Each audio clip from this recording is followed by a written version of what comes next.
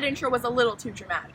Let's talk about a little known and humble technique that actually enables most of our technology to work today, the parity bit. The parity bit is one of several mathematical approaches for detecting errors in data. But before we begin, let's warm up our brains with a little riddle. So let's say you're in prison, and the warden lines up you and everyone else so that you can only see the people in front of you. He's going to put either a black or white hat on everyone, but no one knows which color they will get. And the warden's going to ask each person one by one from back to front of the line which color hat they're wearing. If you guess right, you're free from prison.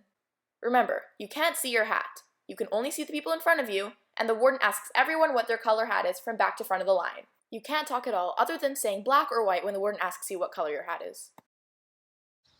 Feel free to pause the video if you want to think about the problem a little longer. Okay, now that we have our minds warmed up, let's talk about the internet. Do you ever wonder how with just the tap of a finger or the click of a button, we can access almost endless information? Let's look at this more closely. Your computer is connected to the super information highway, where there are trillions of bits of information traveling between other computers. These bits, zeros and ones, make up the content that we download. They travel in packets to reach their destination. Marvin, I think we missed our exit. Let's ask the router. I'm taking a shortcut to avoid peak traffic. I'm so hungry I could eat a gigabyte. We're not stalling now. Hungry. Stop with all that noise! Noise. It's everywhere. We don't live in a theoretical ideal world. We live in the real world, where life is full of uncertainties and random events that make what may normally be a simple task, like transmitting data, more difficult than we think. Noise can be caused by all sorts of things, but they all lead to the same effect, altering the original data. For example, if you have a wire and a signal going through it, let's say a low line represents 0 volts, which corresponds to the bit 0, and a high line represents 5 volts, which corresponds to the bit 1. Our signal would then read 0, 1, 0, 1, 0, 1, 0, 1. But what if suddenly there was a kink in the wire, where all the electricity discharges and the voltage drops to 0 at that point? This section of the wire would then look like this, with the 5 volts changed to 0 volts. This would change one bit in our code from a 1 to a 0. Oh no! Or what if you have an antenna that sends a signal through the air? What if lightning strikes? It could also have the same effect, distorting and messing up the signal. Yep, this even applies to sending messages with light, like in fiber optics. A section of the signal could somehow suddenly refract and deviate from the intended path. Again, altering the data that was sent. What we need to do to keep this noise in check is to check for errors in our data.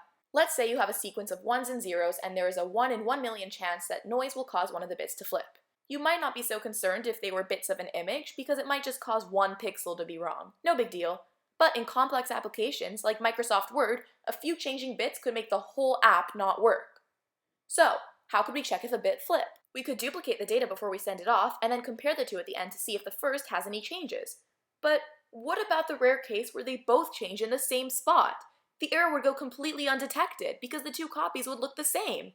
Well, for the same one of 8 bits to flip in 2 copies, with there being a 1 in 1 million chance that each will flip, there is only 1 over 64 trillion of a chance that this rare case will happen.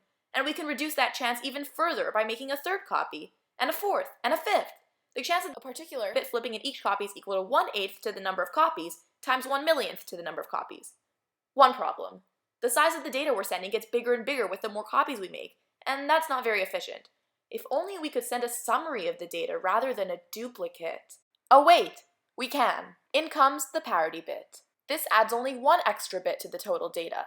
A 0 if the number of ones in the original data is even, and a 1 if the number of ones in the original data is odd. In this case, the parity bit would be 0, since there are 4 ones and 4 is an even number.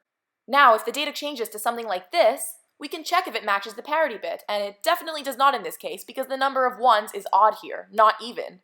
Thus, an error is detected. But what if 2 bits flip, not just 1? Well, then the number of ones would go from even to still even. And this would still match the parity bit, and the error would go undetected. The detector would see that everything's fine, but really there's an error. The same problems could arise if the parity bit itself flips.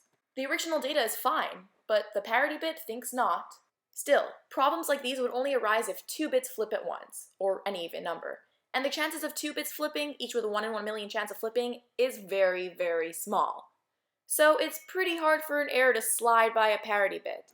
Chances are, it'll be detected by only having to add 1 extra digit to our data.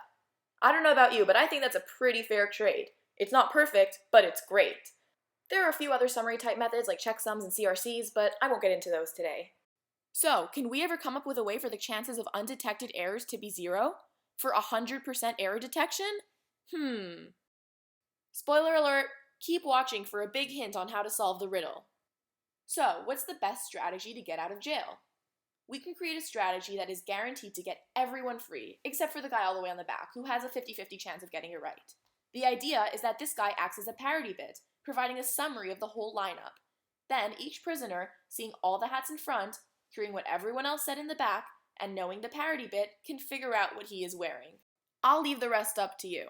See, math can not only help correct errors in binary code, but can also help get you out of jail for free. Thanks for watching!